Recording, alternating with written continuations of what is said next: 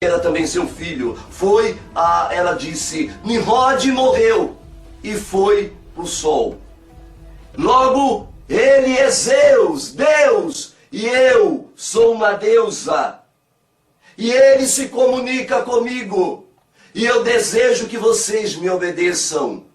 E o mundo, como as cidades de Calner, e a cidade de Babel, e as outras 5 cidades, Erech, que ali estava em Shinar, começaram a ouvir aquela mulher. E ela começou a instituir as virgens vestais, conhecida hoje como as freiras. Também esta mulher instituiu os sacerdotes, e estes foram proibidos de casar. Ela instituiu o celibato ali dentro entre as virgens vestais e entre os sacerdotes, que hoje são os priest, high priest, ou os padres modernos. Exatamente, aquela mulher também introduziu os confessionários. A confissão dos pecados foi introduzida por ela.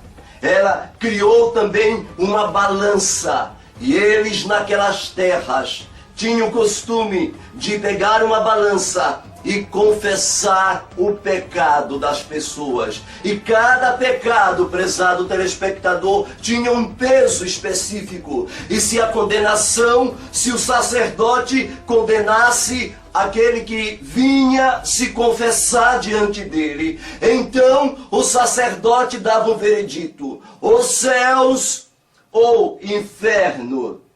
No livro de mitologia, nós temos aqui, por exemplo, o livro de mitologia. Se vocês, por acaso, desejam se aprofundar e pesquisar, no Dicionário das Mitologias Europeias e Orientais, de Spalding, vocês poderão, da Cultrix Mac, vocês poderão encontrar com mais profundidade como Babilônia estabeleceu as primeiras bases pela qual o mundo hoje é regido. O mundo todo hoje é dirigido por estas bases colocadas por Babilônia ali, prezados ouvintes, na terra de Shinar. A questão, por exemplo, se você morrer, for bom, vai direto para o céu. Se for mal, vai direto para o inferno. Foi eles que estabeleceram isso. Não existiam essas filosofias. Na verdade, a palavra inferno nem mesmo existe no hebraico. A palavra é exatamente Sheol, que significa morte. Não existe a palavra inferno. Eles criaram toda uma ideologia a respeito das bases com qual aquela religião nasceu. Uma das noites, por exemplo, aquela mulher se deitou com um dos seus sacerdotes.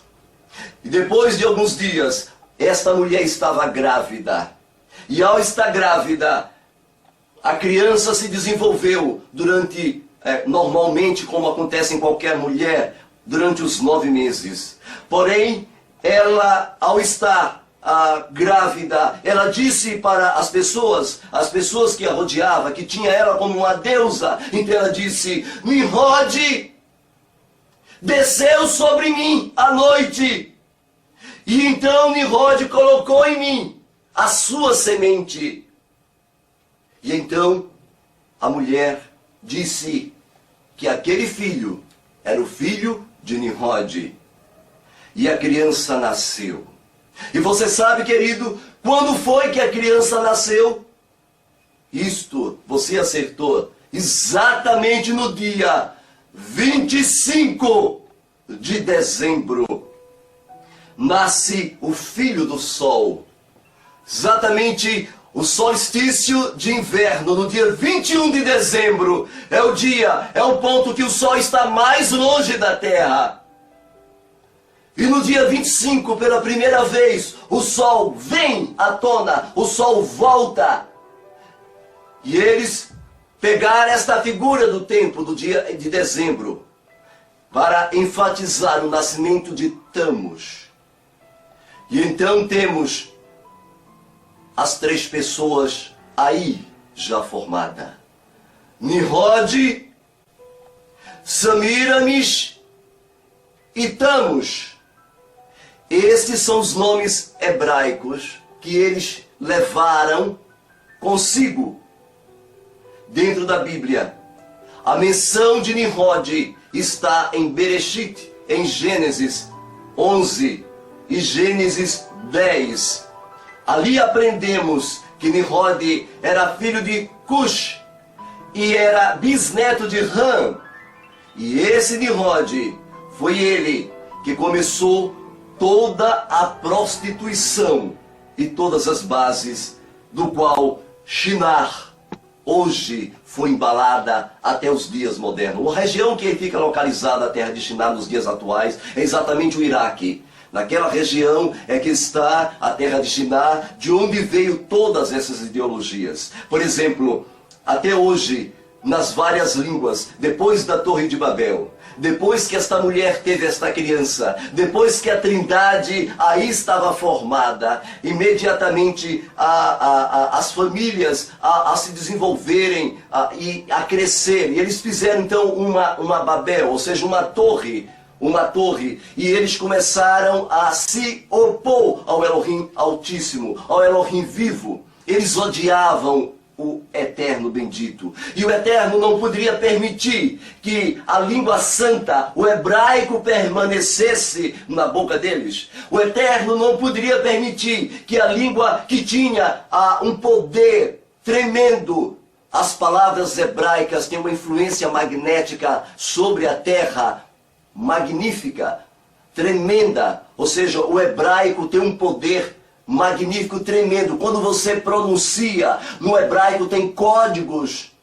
E estes códigos foram colocados na língua semita pelo próprio Eterno, que abrem portais. Códigos que curam, códigos que fazem maravilhas. E então, o Eterno, para preservar a língua santa, simplesmente uma família, a família de Shem, continuou a falar o hebraico, mas o Eterno com os outros, ele permitiu a confusão das línguas.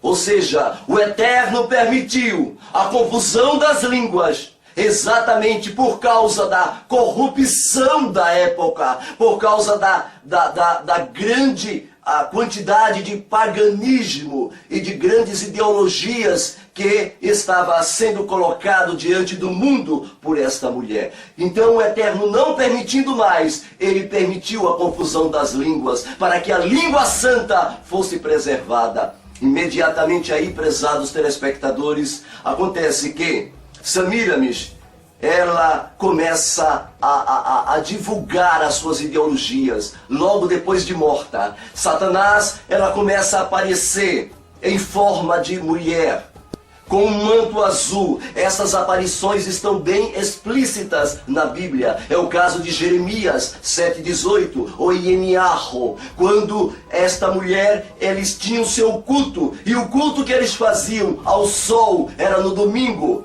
Tudo que era primeiro, esta mulher escolheu.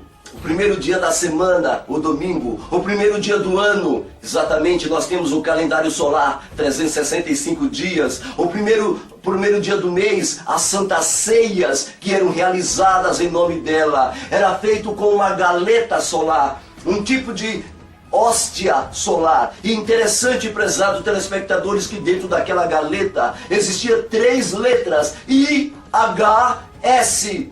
referindo-se na língua egípcia à trindade egípcia, que era Ísis, Horus e Sebe.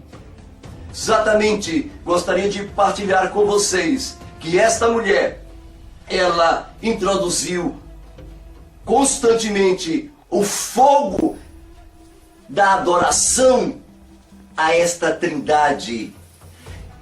E é estranho dizer para você, querido, que as nações sobre a face da terra que falavam outras línguas,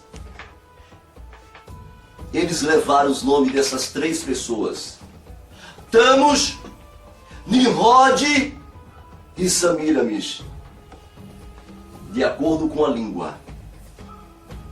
Mas as três figuras continuaram vivas ali dentro das nações.